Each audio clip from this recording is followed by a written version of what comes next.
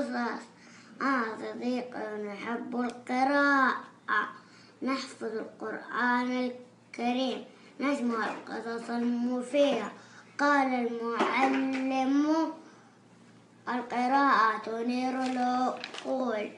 قرآن قصص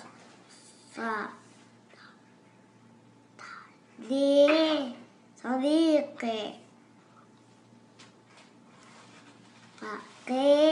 قراءة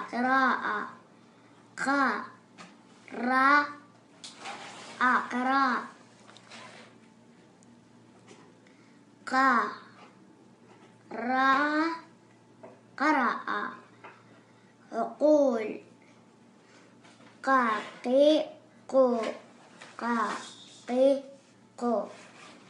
قلم برق